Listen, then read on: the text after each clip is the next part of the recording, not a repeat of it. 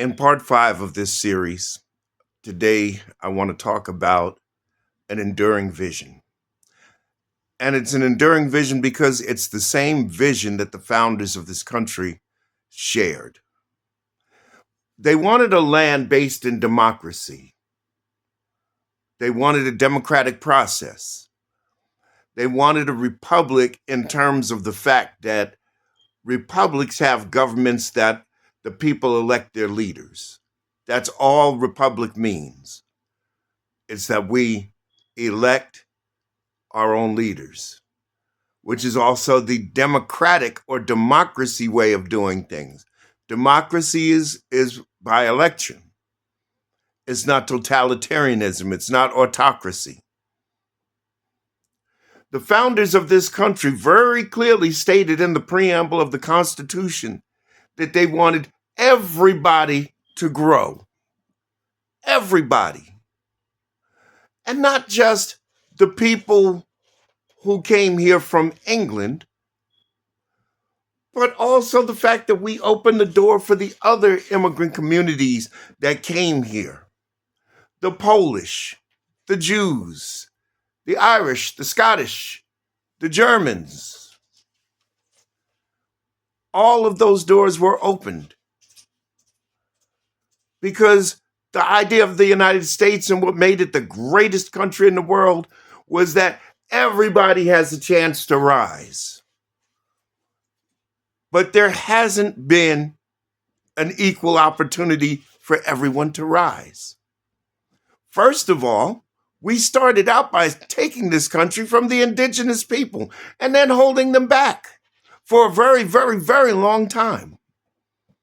And even now, in many ways, while their sovereignty is assured, and they're still being held back.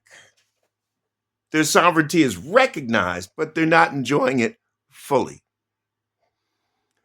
Where many immigrants that came in the turn of the 20th century are flourishing and have flourished, like the Andrew Carnegies, the J.P. Morgans, the Rockefellers. Their ancestors came from faraway lands, and their families flourished. But today, the people that pick our fruits and vegetables, that clean our hotel rooms and work in our restaurants, and do all the other jobs that able-bodied Americans don't want to do, we're throwing them out. Factory workers.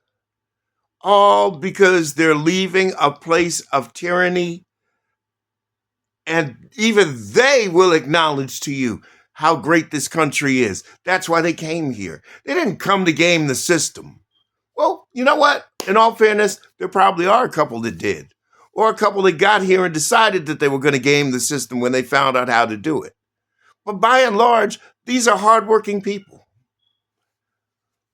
What I'm talking about in the enduring vision of the founders is democracy for all, freedom for all, opportunity for all, no matter where your national origin is, no matter what your skin color is. That's what I'm talking about. And that's what the founders were talking about. They had that much foresight. But what has happened in America is greed and money. Corporate interests have stepped into the fray, and they have deprived the average American of financial bliss.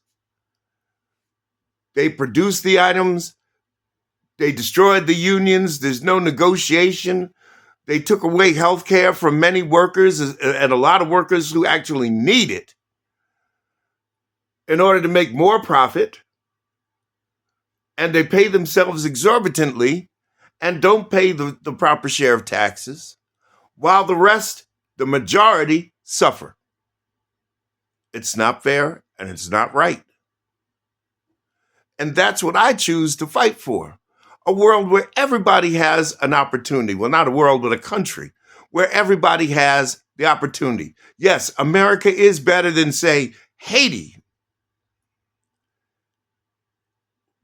America is better than a lot of countries that have repressive regimes. But we can do better.